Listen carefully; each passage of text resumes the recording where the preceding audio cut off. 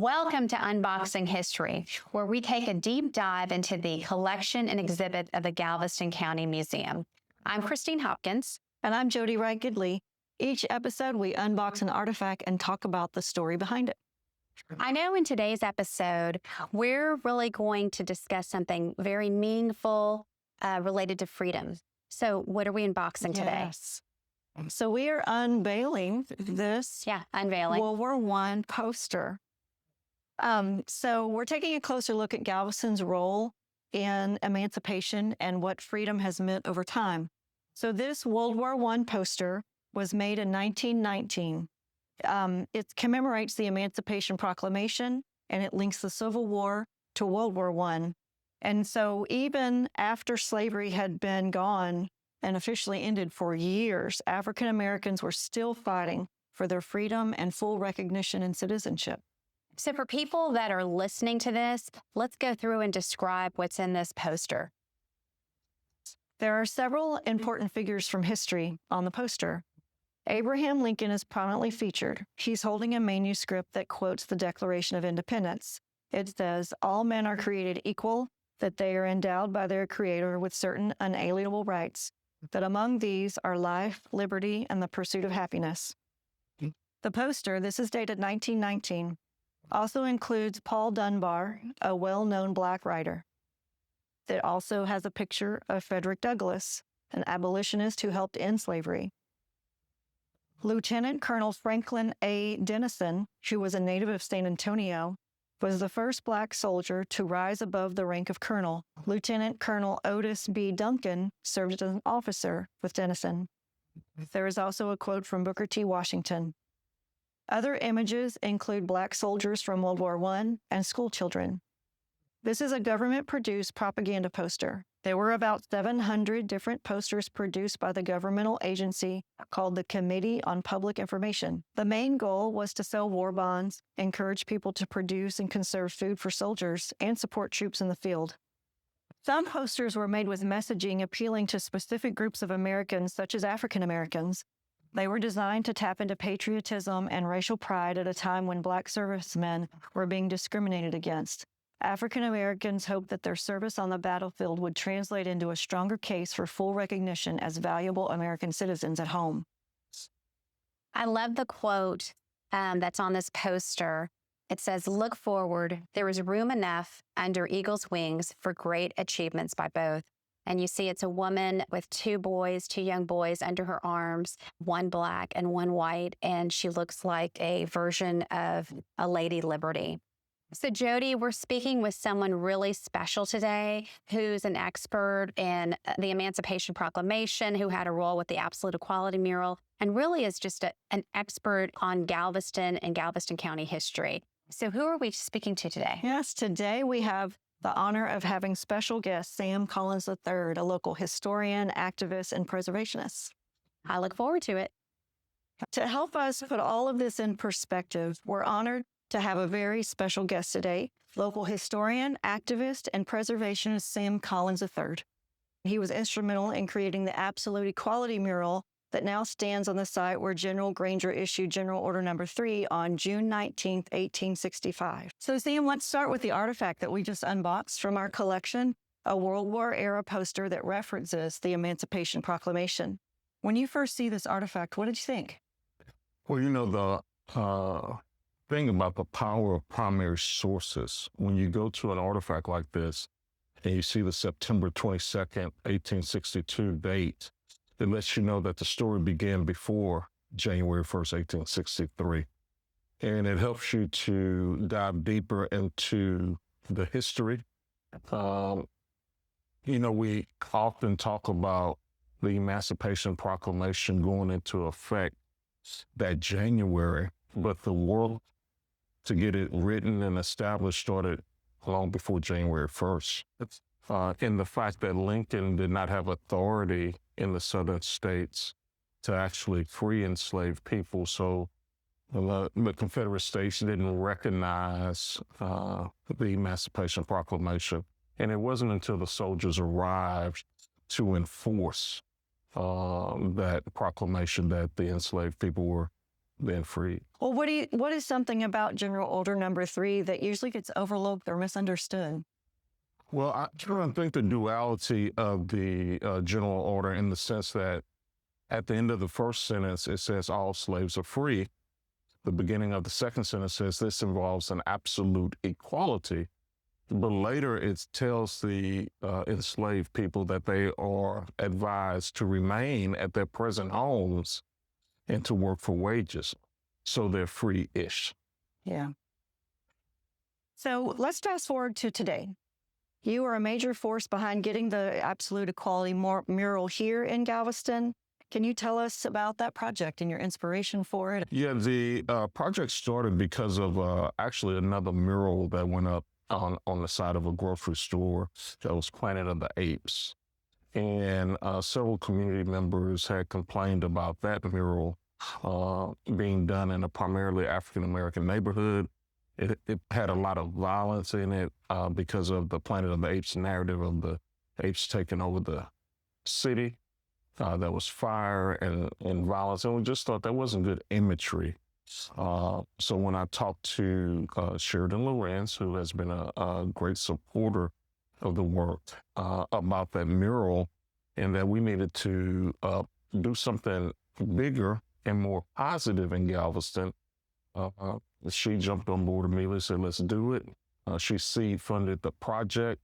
The Absolute Equality mural is on the side of a Mitchell Historic property. So we had to get permission for that to do the mural first off. So she helped with that.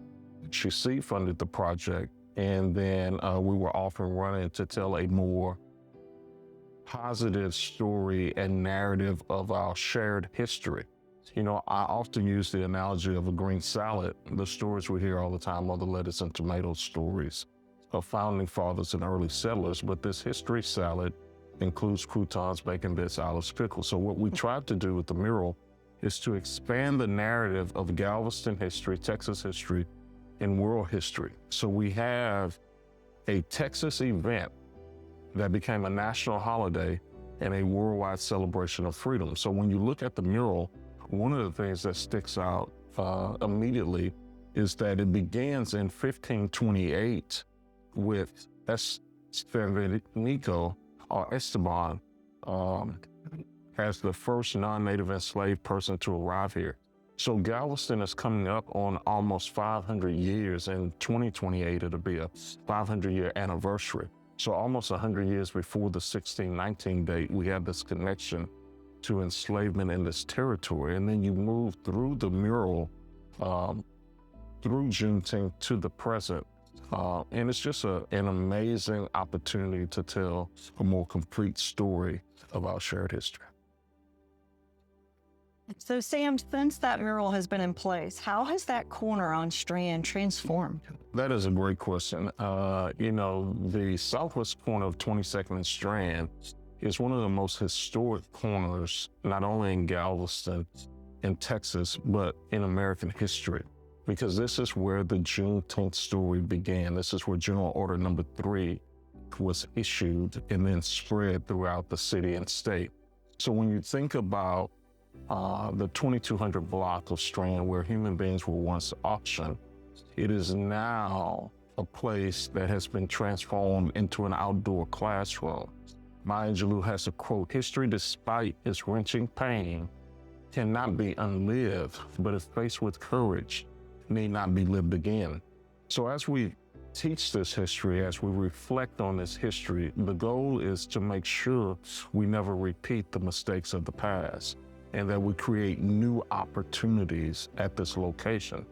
So the mural has augmented reality in it, in which individuals can use their smartphones to scan the mural, and videos will pop up to teach them the history. One of the other things that was also birthed out of this project is the Nia Cultural Center Juneteenth Legacy Project headquarters, which is in Suite 101.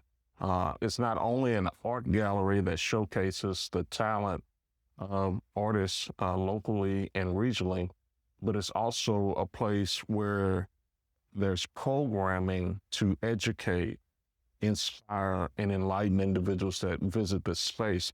The Nia Cultural Center is run by Executive Director Sue Johnson. It's been on the island over 30 years because, again, of the generous support of Ms. Lorenz to be in that space, not only seed funding the project, but also continuously supporting Nia so that they could rent that location and be there to share this history at what is considered ground zero of where the Juneteenth narrative began. You know, for many years, we went to Ashton Villa, which is still very central to the story because individuals were gathered in a central location. And they were shared, the news was shared with those enslaved people. And there have been many celebrations, over 40 years of celebrations at Ashton Villa. On the artifact, you see the contributions of Black soldiers during World War I. And also, it lets you know that they were not sitting by idly, that they too were fighting for American freedom. And if you look back at the history from the American Revolution, if you think of Crispus Attucks, all the major wars, African Americans or Black soldiers have been involved in some format to fight for this idea of freedom. And as we enter another year of celebration from 2025 to 2026, the 160th anniversary of Juneteenth is almost a kickoff to the 250th anniversary of America. So Juneteenth celebrates the evolution of our country to a more perfect union. So when individuals come to the outdoor classroom on 22nd and Strand, it is our hope that we inspire them to want to learn more so they can take the Freedom Walk. They can move through the city to the 5 different locations associated with the Juneteenth story. They can visit the historic structures. They could come to the Galveston County Museum and learn the history of Galveston County. They can go to Ashton Villa and Still We Rise and see the exhibition on Juneteenth. They can visit the historic Reedy Chapel Church, where notice was posted on the door, and they have an annual Emancipation March every year. This church was established in 1848, so 17 years before Juneteenth even happened, in the first Black Methodist church in the state. So this is a rich history, and hopefully something that I've said or shared today has helped to flavor up that history, and individuals will enjoy this Galveston history salad. Yes, I hope that people will come to Galveston and participate and learn in some of the Juneteenth activities. So Sam, thank you for joining us today and for all of your vital work and you're doing to help us understand Galveston's place in this very important story. Well, I appreciate the invitation, and I'll leave you with this. Individuals can read about Juneteenth. They can watch documentaries on Juneteenth. But it's like reading about swimming or watching a film on swimming. At some point, you have to get in the water. So we invite individuals to come to Galveston, Texas, immerse yourself in the Juneteenth water and Juneteenth narrative, visit the Galveston County Museum, visit Ashton Villa, visit the Nia Cultural Center, and most of all, visit Galveston, Texas, the birthplace of Juneteenth.